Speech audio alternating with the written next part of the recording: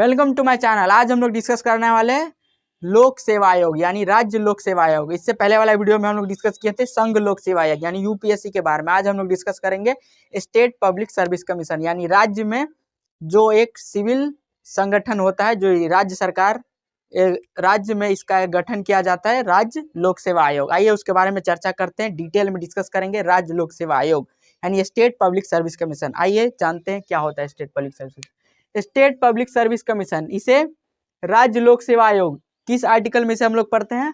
Article 315 से 323। और भाग कौन सा हुआ हमारा? कौन सा भाग में? भाग 14 और आर्टिकल 315 से 323। आइए जानते हैं और इसमें क्या क्या है। ये जो है केंद्र में जैसे यूपीएससी होती है, उसी के समान राज्य में जो है लोक सेवा आयोग यानी राज्य लोक सेवा आयोग यानी स्टेट पब्लिक सर्विस कमीशन कार्य करती है। यानी जिस तरह केंद्र में लोक सेवा संघ लोक सेवा आयोग कार्य करती है, उसी तरह राज्य में जो है राज्य लोक सेवा आयोग यानी स्टेट पब्लिक सर्विस कमीशन, उसी तरह उसका भी कार्य होता है स्टेट में होने वाले एग्जाम को यानी संयुक्त परीक्षाओं को कंडक्ट कराना। इसे किस भाग में हम लोग पढ़ते हैं? संविधान के भाग 14 और आर्टिकल कौन सा है हमारा? 315 से 323। यह क्या है? संवैधानिक संगठन है यानी ये कॉन्स्टिट्यूशनल बॉडी है यानी संवैधानिक संगठन है ये। इसकी संरचना किस तरह है आइए जानते हैं इसकी संरचना। इसमें एक अध्यक्ष और अन्य सदस्य यानी एक अध्यक्ष होते हैं और अन्य सदस्य होते हैं।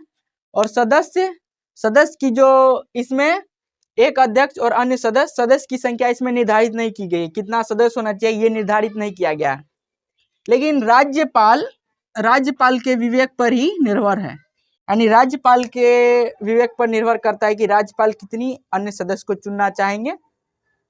और लेकिन अध्यक्ष की संख्या जो होगी एक ही होगी और अन्य सदस्य की संख्या ये राज्यपाल पर निर्भर करता है। जिस तरह यूपीएससी में राष्ट्रपति पर निर्भर करता है, उसी तरह राज्य में राज्यपाल के ऊपर निर्भर करता है। लेकिन इसकी योग्यताएं जो है क्या है, ये संविधान में इसकी वर्णन नहीं किया गया। संविधान में इसकी वर्णन नहीं किया कि इसकी योग्यता क्या होगी। लेकिन इसमें एक योग्यता इसमें क्या रखी गई है? आधे सदस्यों के पास जो है 10 वर्ष का अनुभव हो यानी राज्य सरकार यानी 10 वर्ष का अनुभव हो किसी राज्य सरकार यानी 10 वर्ष का अनुभव होना चाहिए, चाहे वो राज्य में या केंद्र सरकार के अधीन कार्य किया हो, ये उसकी योग्यता होनी चाहिए। आधे सदस्य। इसका कार्यकाल कितना होता है? 6 वर्ष का कार्यकाल होता है। कार्यकाल 6 वर्ष की अवधि या 62 वर्ष की आयु जो पहले पूर्ण हो। 6 वर्ष की आयु पहले पूर्ण हो जाती है तो 6 वर्ष या 62 वर्ष की आयु जो पहले पूर्ण हो जाए उतने समय के लिए कार्यकाल रहेगी। लेकिन इनकी पुनर्नियुक्ति का प्रावधान नहीं है। जिस तरह यूपीएससी के सदस्य को पुनर्नियुक्ति का प्रावधान नहीं है, उसी तरह स्टेट पब्लिक सर्विस कमीशन यानी राज्य लोक सेवा आयोग के लोगों सदस्य के लोगों को भी पुनर्नियुक्ति का प्रावधान नहीं है यानी दोबारा ये नियुक्त नहीं हो सकते हैं उसी पद पर।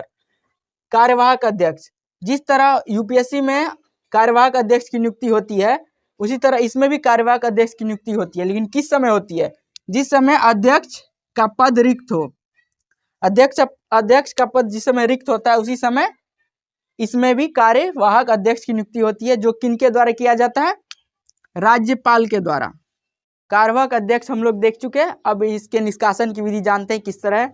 निष्कासन किस तरह किया जाता है? जिस तरह यूपीएससी के सदस्य को निष्कासन किया जाता है, उसी तरह स्टेट पब्लिक सर्विस कमीशन यानी राज्य लोक सेवा आयोग के सदस्य को भी उसी तरह निष्कासन किया जाता है। किस तरह निष्कासन किया जाता है? राष्ट्रपति के द्वारा। और राष्ट्रपति सुप्रीम कोर्ट की जांच के बाद ही उसे उनके पद से हटा सकते हैं। यानी जैसे यूपीएससी के अध्यक्ष व सदस्यों को हटाया जाता है, वो क्या क्या होता है? से दिवालिया घोषित न हो, न ही पदावधि के दौरान पद के कर्तव्यों से बाहर नियोजन, न ही अध्यक्ष की जो है मानसिक व शारीरिक यानी अक्षमता यानी मानसिक और शारीरिक अक्षमता न हो, न ही कदाचार यानी मिसबिहेवियर की वजह से सरकारी निविदा कंपनी या प्रबंधन यानी इन सभी कारणों के बाद ही उनको उनके पद से हटा सकता है। यानी सुप्रीम कोर्ट के जांच के बाद ही राष्ट्रपति उनको उनके पद से हटा सकते हैं। आइए जानते हैं इसके। उसके बाद क्या हम लोग पढ़ेंगे? स्वतंत्रता यानी स्वतंत्रता किस तरह से दी गई है। जिस तरह यूपीएससी में स्वतंत्रता दी गई थी संघ लोक सेवा आयोग को, उसी तरह राज्य लोक सेवा आयोग को भी कुछ हद तक स्वतंत्रता दी गई है। आइए जानते हो क्या क्या है। पदावधि के कार्यकाल की सुरक्षा, यानी पदावधि के कार्यकाल की सुरक्षा या हटाना, जो कि संविधान के द्वारा, यानी संविधान के द्वारा ही इन्हें हटाया जा सकता है। सेवा शर्तों का निर्धारण, यानी सेवा शर्तों का निर्धारण किनके द्वारा किया जाता है? राज्यपाल द्वारा। और राज्यपाल द्वारा एक बार सेवा शर्तों का निर्धारण हो गया, उसके बाद अलाभकारी परिवर्तन नहीं किए जा सकते, यानी राज्यपाल के द्वारा जो है अलाभकारी परिवर्तन नहीं किया जा सकते। एक बार जो शर्त और सेवा निर्धारित हो गया वो रहेगा ही, उसमें कोई चेंज नहीं कर सकते। वेतन भत्ते राज्य की संचित निधि पर भारित होती है, यानी इनके वेतन एवं भत्ते जो है राज्य की संचित निधि द्वारा दी जाती है। यानी राज्य लोक सेवा आयोग के जो वेतन एवं भत्ते हैं राज्य के संचित निधि के द्वारा ही उनको प्रदान की जाती है। और राज्य लोक सेवा आयोग के सदस्य जो है पुनर्नियुक्ति नहीं होगा, यानी दोबारा नियुक्त नहीं होंगे। यानी इससे पहले भी हम लोग डिस्कस कर चुके हैं कि इनको पुनर्नियुक्ति का प्रावधान नहीं है। लेकिन राज्य लोक सेवा आयोग के सदस्य जो है पुनर्नियुक्त तो नहीं हो सकते हैं, दोबारा नियुक्त तो नहीं हो सकते, लेकिन यूपीएससी के अध्यक्ष बन सकते हैं। यानी ये जो है यूपीएससी के अध्यक्ष बन सकते हैं या राज्य लोक सेवा आयोग के अध्यक्ष बन सकते हैं। उसी तरह इनका कार्य क्या क्या है, आइए देखते हैं। इनके कार्य क्या है? राज्य भर्ती अभिकरण परीक्षाओं का आयोजन, यानी राज्य के अंदर जो भी भर्तियां की जाती है, परीक्षाएं आयोजित की जाती है, उसकी भर्ती से संबंधित मामले देखना। और परामर्श देना किस चीज पर परामर्श दे सकते हैं, आइए जानते हैं। पदोन्नति और तबादला, यानी प्रमोशन और ट्रांसफर संबंधी मामले, अनुशासनिक मामले, चोट से हानि व पेंशन, यानी पेंशन संबंधी मामले, और राज्यपाल के निर्दिष्ट मामले, यानी राज्यपाल को अपना रिपोर्ट सौंपती है और राज्यपाल जो है उस रिपोर्ट को विधानमंडल में प्रस्तुत करती है। तो ये सारे कार्य क्या होती है? राज्य लोक सेवा आयोग के ये सारे कार्य होते हैं। आइए जानते हैं इसकी सीमाएं क्या क्या है, यानी कुछ इसकी पाबंदियां हैं, बाउंड्री है, वो जानते हैं क्या क्या है। राज्य लोक सेवा आयोग जो है परामर्श नहीं दे सकता, किस स्तर पर, आइए जानते हैं। जिससे अन्य पिछड़ा आयोग के वर्ग के सीटों पर, यानी ओबीसी के आरक्षण संबंधी मामले या SC/ST के आरक्षण संबंधी मामले, यानी किस SC/ST के कितने सीटें होंगी, ओबीसी के कितने सीटें होंगी, इस संबंधी मामले में राज्य लोक सेवा आयोग अपना परामर्श नहीं दे सकती। उसी तरह संविधान में जो है इसकी जो है राज्यपाल के पास जो है लोक सेवा आयोग के संबंध में कुछ विनिमय यानी नियम कानून बनाने का प्रावधान दिया गया, यानी राज्यपाल राज्य लोक सेवा आयोग के संबंध में नियम कानून बना सकते हैं, लेकिन अपने मन से नहीं बना सकते हैं। जब भी नियम कानून बनाएंगे तो राज्य लोक सेवा आयोग जो है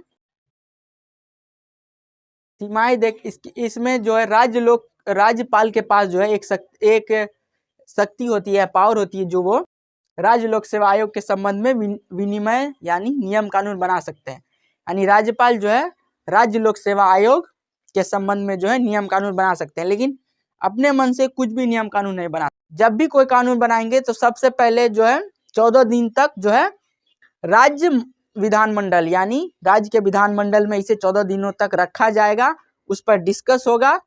अगर डिस्कस के बाद अगर राज्य विधानमंडल को लगता है कि ये नियम कानून जो है राज्य लोक सेवा आयोग के लिए लाभकारी है या फायदेमंद है, तभी जाकर के जो है वो नियम और कानून बन सकती है। जब वो नियम और कानून राज्य विधानमंडल पास कर देती है, तब जाकर के जो है राज्यपाल उस नियम कानून को बना सकते हैं, यानी उस नियम कानून को लागू कर सकते हैं। अपने मन से कोई भी कार्य नहीं कर सकते। ये था इसकी कुछ सीमाएं। राज्य स्तर पर जो है राज्य लोक सेवा आयोग और केंद्र स्तर पर संघ लोक सेवा आयोग, दोनों के बारे में हम लोगों ने दोनों के बारे में डिटेल रूप में हम लोगों ने जाना। अब हम लोग जानेंगे जो है संयुक्त राज्य लोक सेवा आयोग, यानी ज्वाइंट पब्लिक सर्विस कमीशन।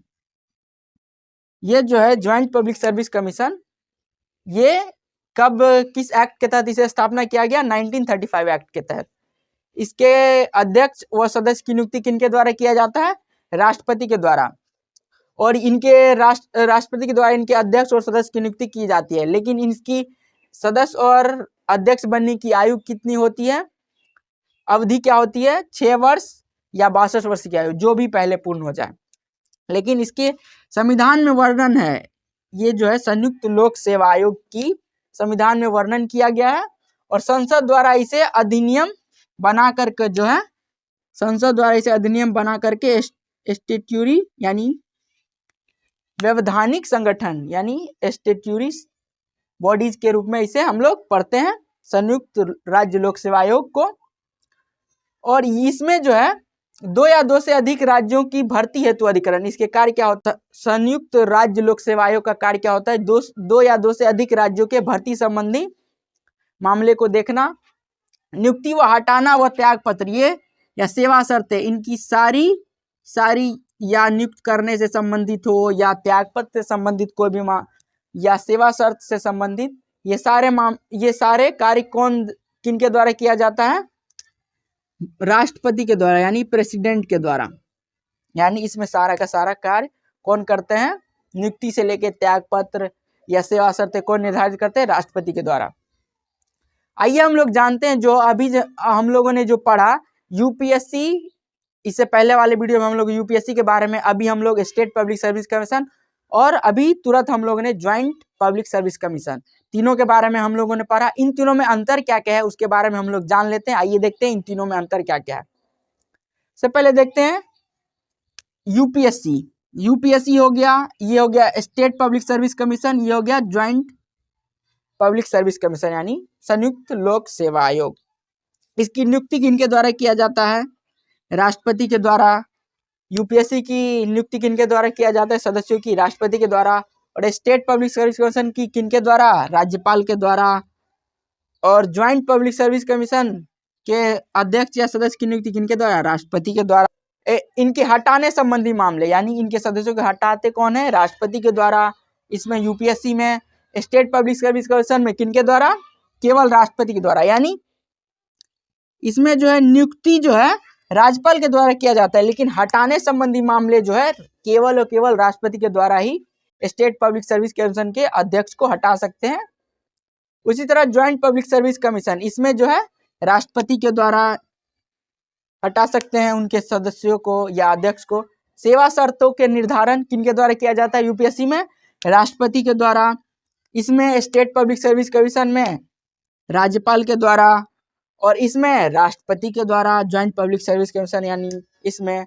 और इसका त्यागपत्र ये त्यागपत्र किनको सौंपते हैं, यूपीएससी के अध्यक्ष या सदस्य राष्ट्रपति को।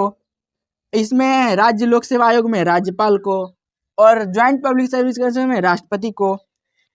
यानी ये था तीनों में डिफरेंसेस, यानी UPSC, state public service commission और ज्वाइंट पब्लिक सर्विस कमीशन, तीनों के डिफरेंसेस हम लोगों ने बहुत अच्छे तरीके से हम लोगों ने इस टॉपिक को कवर किया है, बहुत डिटेल में हम लोगों ने इस टॉपिक को पढ़ा है। आप लोगों को ये वीडियो पसंद आया तो प्लीज़ लाइक, शेयर और सब्सक्राइब कीजिए। मिलते हैं इसके नेक्स्ट वाले वीडियो में एक नए टॉपिक के साथ। Thank you for watching this video.